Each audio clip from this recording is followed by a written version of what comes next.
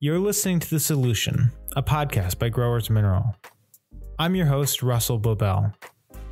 In this ongoing series, we will be taking a look at the book More Food from Soil Science, a book written in 1965 by one of Growers' co-founders, Dr. V.A. Tietjens. Chapter 8. The farmer is still a pioneer in his profession. Not so many decades ago, tilling the soil to make a living in the United States was considered a menial job. To grow crops was considered a simple matter. If a man had a team of horses, a cow, 25 chickens, and a plow, he was prepared to support a family on a piece of cutover land. He cleared the land and started growing crops. He did not concern himself with fertilizers, limestone, government help, big machinery, or weed killers. His concern was to grow something to feed his own family and accumulate a little cash, which was banked in a cracked sugar bowl in the back corner of a cupboard or under the eaves. What things he needed to buy he often obtained by bartering eggs, poultry, potatoes, vegetables, and butter at the general store, located at the corner of a country crossroad. He had very little need for any appreciable amount of cash. Blue jeans, a Mackinaw jacket, a fur-lined jacket, and a fur-lined cap in cold regions, and mittens, heavy shoes or boots, had to be bought at the general store. Today, some 100 or more years later, the farmer is or should become a big businessman. He has large investments in land, buildings, and machinery, and needs working capital or credit. Today, he is a specialist, and he no longer thinks only about his family. His need for cash means that he must get money to pay bills. However, he still farms and sells his produce on a supply and demand market.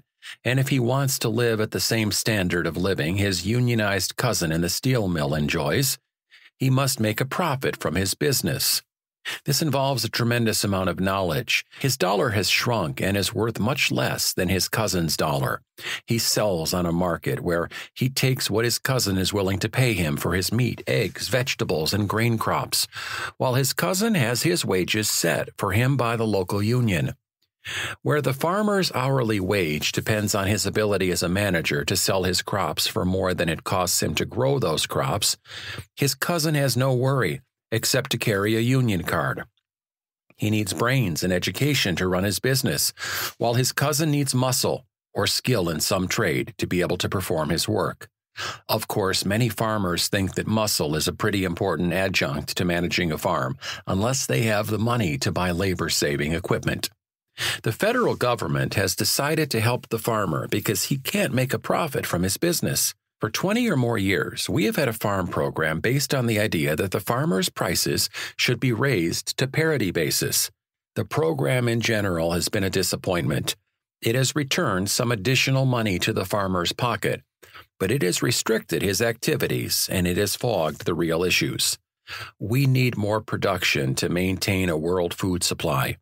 Even though we have been producing surpluses which have demoralized our markets, the price of farm products is no higher than it was some 40 to 50 years back. Yields of farm crops have gone up only slightly, while costs have increased by leaps and bounds.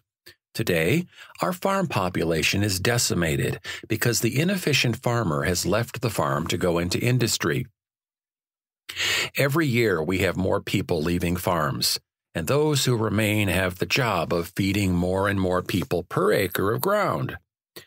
Along with this, our federal and state advisory organizations have appeared less and less capable of lending a helping hand. Our economists, who should be leading the farmer out of the woods, seem to have gotten him deeper into the woods and have not been able to show him how to reduce his costs. The future for agriculture lies in a sound research program that will show the farmer how to get maximum yields on widely different soil types at a big reduction in cost in face of possible surpluses. Many people think it is possible to reduce our acreage and thus reduce our production of crops to the point where the demand exceeds the supply.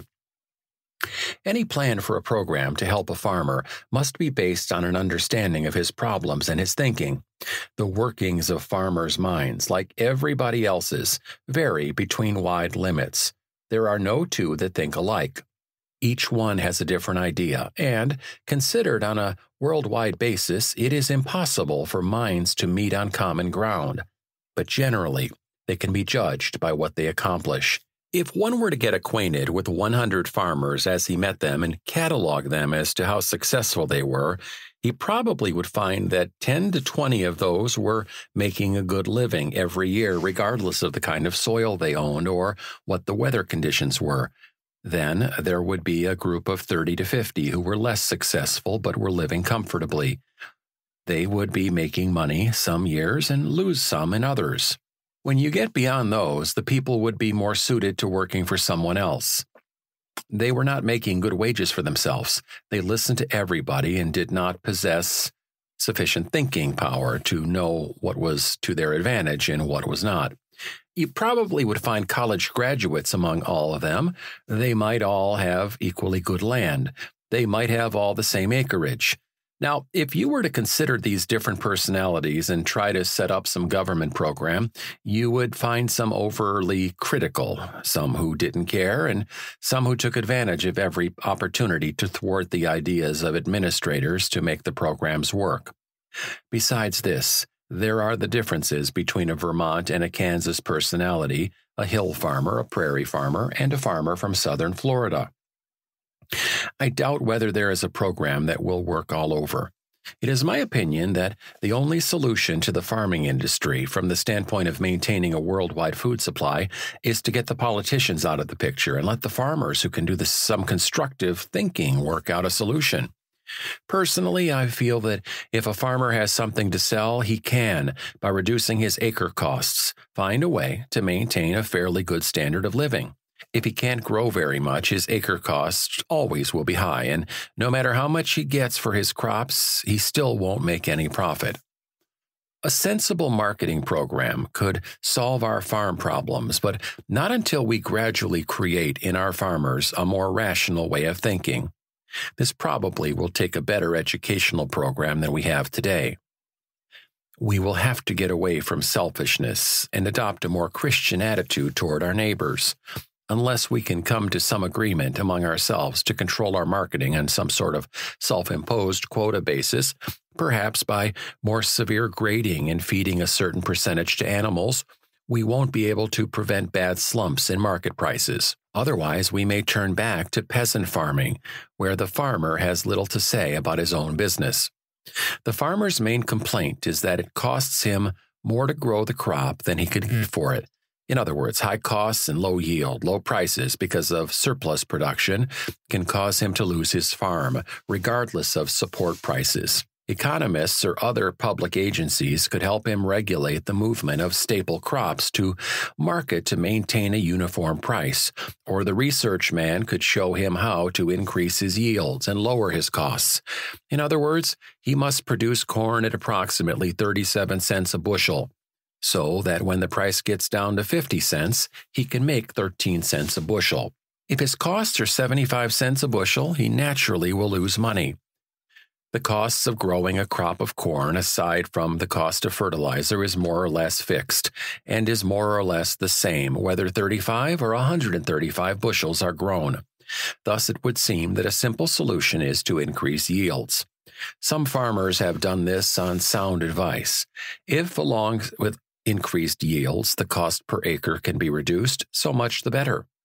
Many factors enter into this. However, it is worth the effort.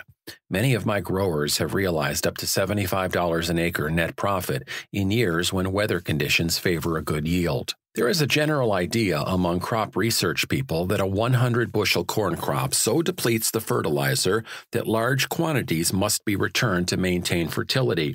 This has not been indicated in my experimentation on Ohio, Illinois, and New York state soils. It is one point on which I had to change my ideas radically after I finished college and came up against actual farm problems. Several experiments may be mentioned to show how the mental makeup of a farmer can have a tremendous bearing on his acre profits at the end of the year. We decided in New Jersey that there were many things which were hurting farmers' yields. We decided to conduct a farm survey on 132 farms in New Jersey where market tomatoes were being grown. It costs considerably more to grow market tomatoes than canning tomatoes. The survey was conducted for 3 years. Each year, the results were the same. We found that fertilizer had very little effect. Too much manure reduced yields, especially on high organic matter soils, because available calcium was too low. Aeration was quite important. The best yields came from the higher elevations and the lighter soils. The amount of limestone was correlated with higher yields, but costs were not correlated with anything. In very few cases did farmers make any profit beyond being paid for their labor. In other words, it was difficult to put your finger on any one thing that could account for a poor crop, except the lime content of the soil. The yield varied from 70 to 300 hampers per acre. Farmers had to pick up over 230 hampers to break even on costs. A friend of mine at the Michigan Experiment Station told me about a survey he made among raspberry growers. The yield per 1,000 square feet ranged from a few to many crates. I don't remember the number. The cost of growing, not harvesting the crop, varied from 37 cents to $2.32 a crate, and he could find no reason for so much difference. It could have been correlated with yield. He felt that the management of the beds had much to do with it. From these observations, I have concluded that our food production problem is not simply a matter of dumping on fertilizer. As a matter of fact, the need for fertilizer probably will play a minor role in our problem of feeding future generations. I do not say the plant food is not needed to grow 100 bushels of corn, but apparently it is coming from minerals in the soil, and we can continue to grow that crop year after year if we maintain calcium saturation of the soil at the proper level. The plant food is made available through weather agencies every year, provided a satisfactory level of calcium is maintained. It makes sense to use this available plant food because if it isn't used for crop production, it probably will be lost by leaching or surface runoff, and eventually it will feed the fishes in the Gulf of Mexico rather than a crop of corn in Ohio. Countries growing insufficient food have given serious consideration to means of extending croplands through irrigation and increasing yields by means of fertilizer. No starting increase in food has resulted because, in many cases, the limiting factor or condition had been ignored. A proper evaluation of the reasons for low yields had not been made, so a remedy was not available. In my opinion, is that in every case, the first experiment should be exploratory. A series of plots should be initiated where varying amounts of pulverized limestone has been applied and thoroughly mixed with the soil. Fertilizer may be applied in cross strips depending on the type of soil. A check plot should be included, receiving no limestone, and another receiving neither limestone nor fertilizer. In general, very little response will be seen from fertilizer the first few years, until the limestone has had a chance to become part of the colloidal complex. I would establish the plots by covering 1 acre of ground with 1 to 5 tons, another with 6 to 10 tons, another with 11 to 15, and 16 to 20 tons of limestone per acre if it is a heavy clay soil. In a sandy soil, 0, 1, 2, 3, or 4 tons may be enough. On a silt loam, 0, 2, 4, 6, and 8 tons should be applied. On a clay loam, 0, 5, 10, 15, and 20 tons. And on a muck or high organic matter soil, 0, 10, 20, 30, and 40 tons per acre should be used in acre plots. By making the plots an acre in area, they will be large enough should it be desirable later to superimpose fertilizer plots on the limestone plots. In tropical and semi-tropical areas, the soil acidity test is of little value in determining the lime needs of the soil. Since the calcium available to the growing crop is the important consideration, a calcium test should be developed and standardized against crop yields. The actual calcium needed to saturate the colloidal complex must be determined for each soil in the area. The purity of the limestone, its calcium and magnesium content, its fineness and hardness should all enter into the calculations determining the limestone needed in an acre-foot of soil. If the soils are of acid origin, the calcium needed for 3 feet of soil must be determined. I usually determine how much is needed in an acre-foot, then multiply by 4, which gives me the amount of limestone needed, eventually to grow the maximum yield. On soils of limestone origin, the determination of calcium in the plowed layer may be sufficient. From these calculations, it may seem as though we are applying so much limestone that it would not be economical to grow a crop. The purpose is to saturate 85% of the colloidal soil complex with calcium. When we have accomplished this, we should not need limestone again for 10 or more years. Therefore, we don't charge the cost of the limestone against a crop in any one year. We can charge it against 10 crops at least, or consider it as part of the investment in land. In temperate regions, we have somewhat different conditions. The organic matter requires up to 4 times as much calcium to saturate it as a pound of clay. We have to take this into consideration in calculating the amount of limestone needed. Temperatures likewise must be considered. They have an effect on the speed of reactions, which in turn have a bearing on the accumulation of negative charges. Very few of our soils, the world over, have come near the degree of calcium saturation of the colloidal complex necessary to get maximum yields when weather conditions permit. Because of the low yields due to inadequate calcium, the cost of growing the crop exceeds the value of the crop at harvest. In countries where labor is cheap enough, average yield adequately exceeds the cost of production, just as they did in the early days of our farm operation. There, crop growing becomes more of a means of livelihood than a bare existence. Much can be done through research when it is carried on by the people with the proper point of view. Research for the sake of accumulating knowledge has its place, but research that will help the farmer to raise his standard of living is more popular and is more readily supported by public funds. To get results that really show how to get bigger yields requires the efforts of someone with experience. We have wasted a lot of research money supporting studies of people who lack training and experience. They have very little idea about what it's all about. The proper unbiased point of view is very essential. The Earth's crust is well stocked with nutrients, which will remain there until some scientist finds out how to adjust the chemical and physical conditions to release them for plant growth. We have paid too little attention to this phase of the problem and too much to the idea that if a soil does not produce a good crop, fertilizer probably is needed. We also have large areas in Africa and South America waiting for a smart plowman to turn some furrows and reap a fortune. With the help of irrigation and the use of limestone, adapted varieties, and cheap labor, we can feed the world population for many years. I doubt whether fertilizers will be needed in appreciable quantities. Experiments, of course, should be initiated to determine whether appreciable quantities of fertilizer are necessary to produce top yields. Experiments conducted in the past without regard to the physical and chemical condition of the soil have contributed very little factual information to our knowledge of fertilizers. With a broad, unbiased approach, we can hope for much higher production levels at much lower costs. When Malthus set forth his doctrine on the world and food population, he did not reckon with the imagination of trained research men and smart farmers who are capable of reasoning out a possible solution from a collection of data. I have worked with farmers who do not have the advantage of a college education, but are better researchers than some college-trained men. Dry fertilizers, when applied in the soil, vary in availability to the plant. Available rainfall and soil moisture pretty well determine how much we can expect to get into the growing crop. The ingredients in dry fertilizers determine their availability. The condition of the soil with respect to lime, the amount of clay, and organic matter have a bearing.